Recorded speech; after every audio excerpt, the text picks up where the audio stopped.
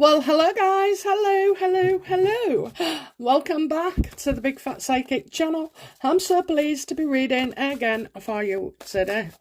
Okie dokie, we're going to go on to Meghan and Harry's security team. I mean, you know, it's in the papers that they're not experienced enough, that they didn't do a good job. Questions over everything, you know, even from ex-Met police and other former bodyguards, you know. So it does seem a bit of a shambles, really. And I just wonder how the security team feel about taking all the heat on this. Oh, for those that wanted to know, my mum's fine. She had a water infection last week. Drove me mad. But, you know, her living room looks absolutely gorgeous. But the unintended consequence, okay, which I've always said this, there is one, even when you're doing good, is that now she doesn't believe it's her own home because it looks so different, and she has been extra confused. Anyway, she's getting used to it, I hope, but yeah, she doesn't believe this is her house, and yeah. So anyway, okay, let's get on with it then. Security.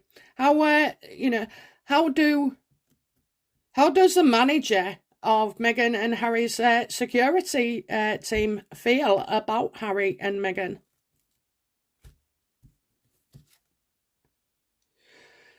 They don't want to work for her, you know, they don't want to work for her, and especially where the chase is on, you know, they was unable to move in the traffic, okay? I feel like he feels like they've got a contract, so, you know, if you take off your workers or you go elsewhere, you're putting your team out of work, but I mean, you're putting them at risk as well, you know.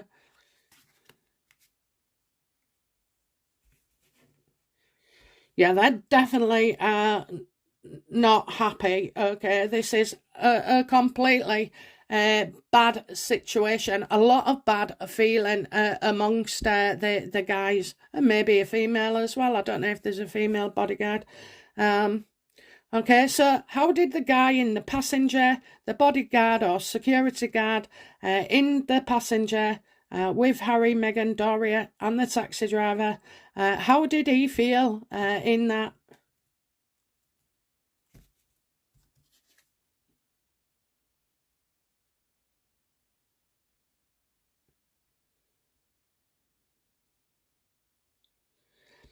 So maybe he thought the taxi driver was trustworthy. You know, he was just doing his job, and you know it was about the money. So obviously, from what the taxi driver has said, that's through shade a lot of people. Also, as well, I don't know if this guy is related to somebody who he works with, because you know he trusts or is trustworthy. Okay, so I get this man to be quite trustworthy, genuine, and you know, at the end of the day, he's there to make a living. You know, so he sees it more as a job than Meghan and Harry being the royals.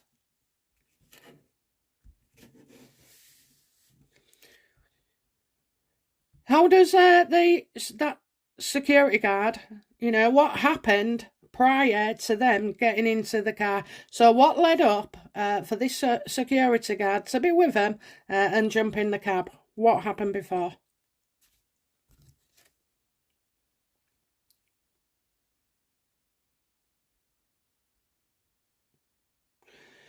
So Meghan was being defensive, putting everybody under pressure. It's as if, like, you know, there was one foot out of line, maybe, but you know, they thought it was going to be okay. So I also feel like they witnessed Harry being criticised for trying. I also get Meghan criticising the people at the SUB. You know, it was like Meghan was putting in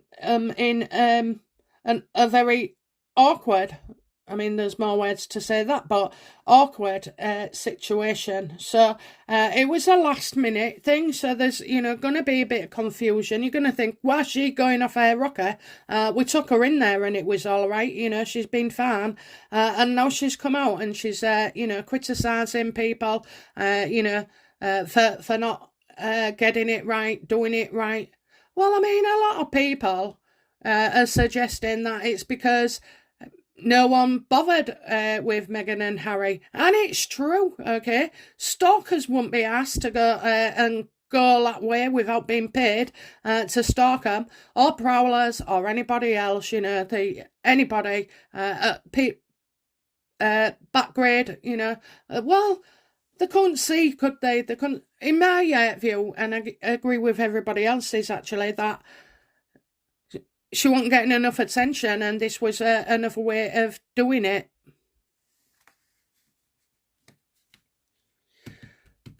Meghan was under pressure to get out of that car and get into, do something crazy, like get into a yellow cab, okay? So she was going to do it no matter what. But they didn't know that at the time.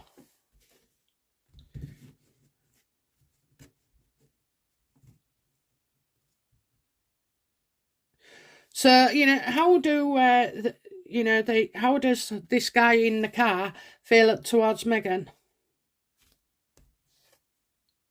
Yeah, she's very difficult, you know. She gives the wrong impression, so she may be out there doing her speeches and everything, but behind the scenes she could be picking her nose, biting her fingernails, you know, leaving her toe clippings all over. She just isn't the epitome of what she portrays herself to be.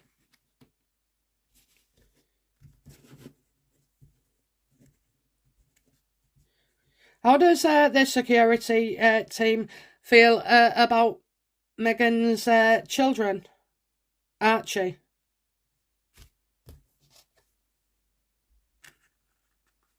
That she's strict, but, you know, she's sharp, she's clever. So I'm getting not too bad here, not too bad, obviously playing games. How does the security guard feel about Harry? Yeah, he knows that, you know, there's like, he can see there's a wedge between Harry and Meghan, and it's growing every day. He's goes along with everything Meghan says, and all she has to do is make promises to him, certain promises, and, you know, he's tempted by that. He's tempted. It's totally allured to her. Alluring, but it's allured. Okay.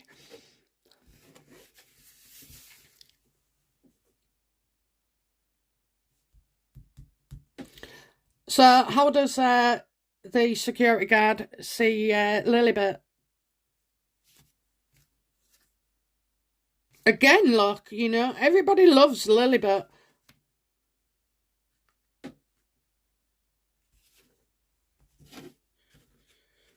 How does the security guard feel about Archie?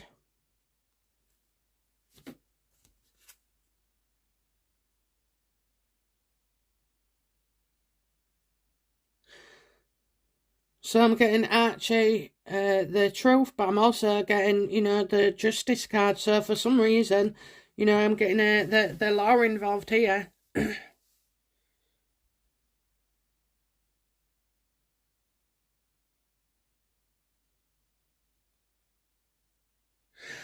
And I get a woman judge, a female judge, a female judge.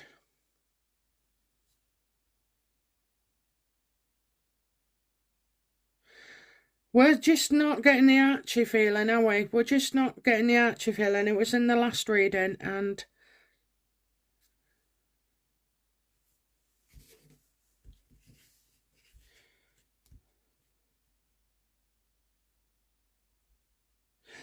does the security guy feel that Meghan's in some kind of legal battle with over Archie?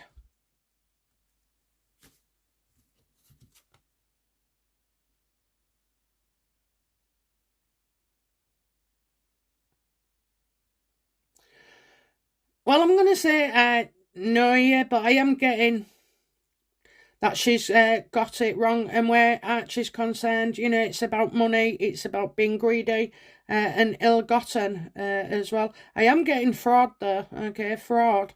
So there is some kind of fraud here. Does Archie have another mum?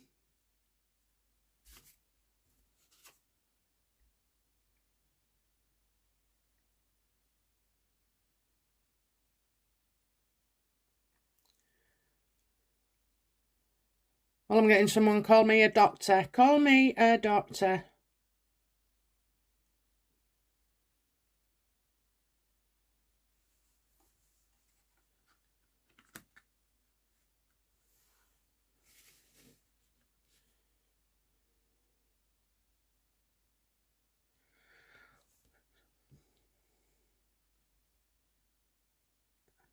So I get a woman who's like gone into having a dark mind. So this could like be depression or something. I'm getting like call the doctor here. I'm seeing you know, a funeral and illness.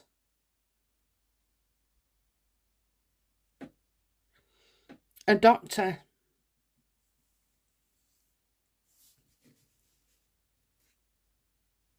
Does Archie live with Meghan and Harry? Does the security guard believe Archie lives with Meghan and Harry?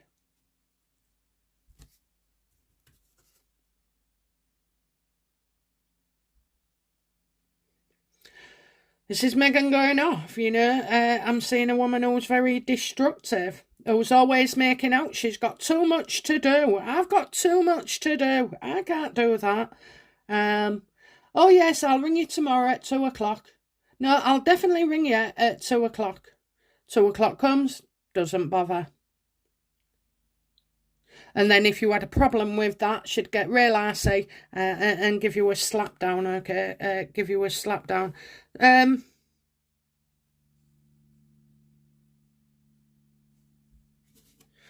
we'll do a reading on Archie tomorrow on Monday. Is it Monday? Tuesday? Yeah, because every time I'm getting Archie, it's a bit weird. A bit bloody weird. How does the security team feel about Backgrid? No, about the backlash towards them on social media and news, you know, saying that they're not good enough, they're not experienced enough, that they're too cheap.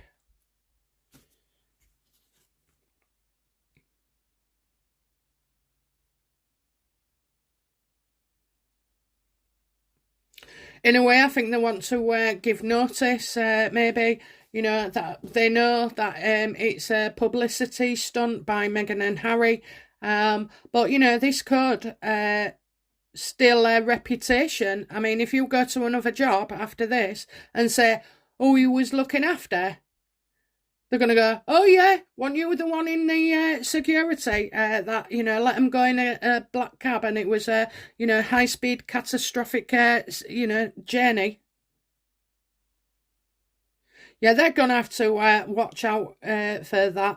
I hope, you know, these security teams come out with something, because I do get a bit of a stunt. So, you know, you can only make a statement if you no longer work there. How does the old ex-bodyguard who left, how does he feel about all this? Yeah, don't trust them, don't trust them, don't trust them, you know. Playing games, okay, so... and he's like, you've got a cheek saying that I wasn't trustworthy, you know. I wasn't trustworthy. That's what you said.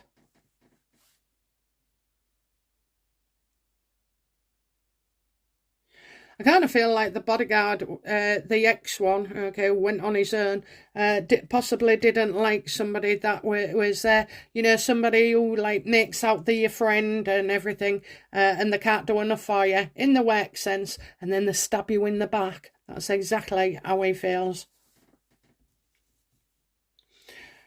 Will the security team lose any staff because of Meghan and Harry? You know, will Meghan and Harry lose any security staff over this?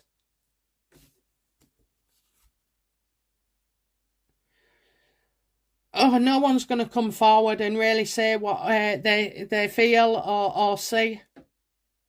I feel like they can't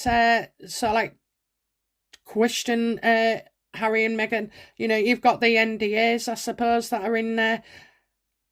Yeah, I think they're so cowardly and like they don't feel that they can, because maybe, you know, certain bodyguards are all separate, if you know what I mean, you know, not part of a big agency. And even if there was, these are people that aren't used to be working together. So you've got no bonds, no loyalty, and you don't know who is trustworthy. And then, you know, you're on a knife's edge knowing that Meghan and Harry can sack you just for looking the wrong way or not opening the door or, you know, polishing their seats.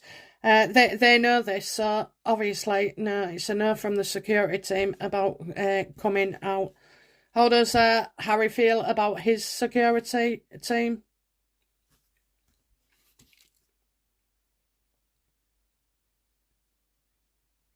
He has a couple of besties in there, you know, that he likes and he's secured.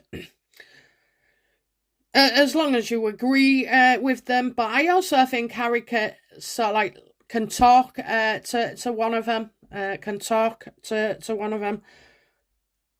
And it kind of makes Harry feel good, you know, that he's rolling and rocking with somebody who's a commoner, you know, less privileged, just below him, beneath him. And he likes people to agree with him as well, you know, to agree with him. Okay, last card. What will be the outcome for Harry and Meghan regarding this security team?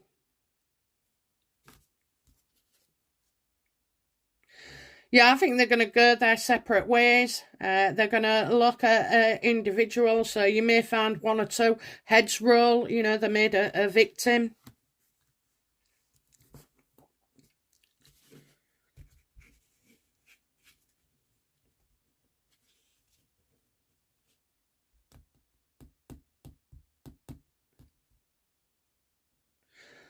Does Meghan fancy any of her security team?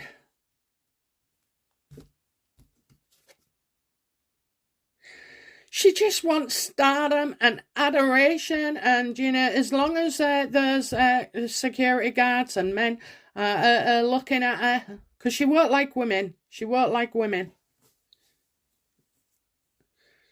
Yeah, as long as they're propelling her and treating her like a rock star or superstar, global icon, you know, and I do feel like there's one particular guy, and he might actually be called Guy, okay? Guy.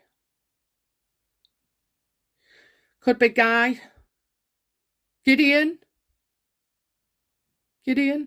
That's an unusual name, isn't it? But yeah, I feel like she feels safe with one particular person who absolutely, you know, just says all the right things, says all the right things, and always, you know, has this way of making her feel better.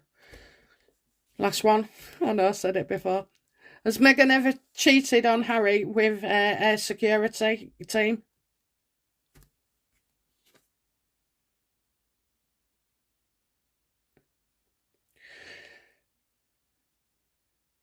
Oh, got a block here. That's not good, is it? I think this is, you know, the most powerful one of the security guards, and that.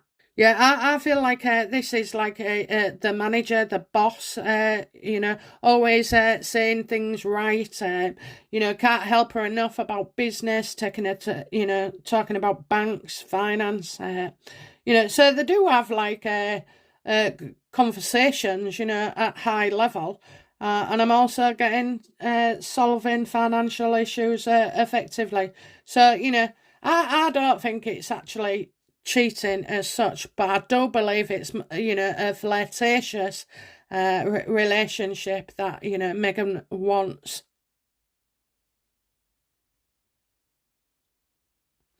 She spends a lot of time with this man.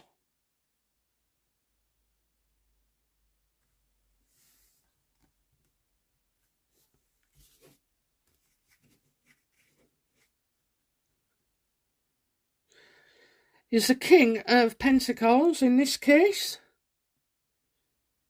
Marcus Anderson.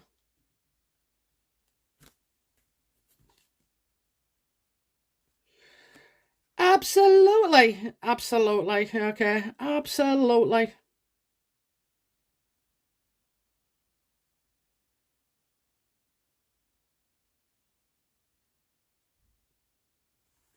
I believe so. This woman is just telling me that, you know, that would be right. Look at him with his beard and everything, and his fat legs now. And his belly. Oh my God, his belly's sticking out now. I can see it. Yeah, he didn't look good on that hike, did he? So I think she, you know, Marcus is helping her somehow with the security. He knows what to do. He's got, you know, he runs places all over the world. So, of course, he's going to be in a corporate position and able to solve things, you know, for her, especially where money is concerned. So I think, if anything, you know, Marcus. But there's also a guy called Guy as well. But yeah, let's see.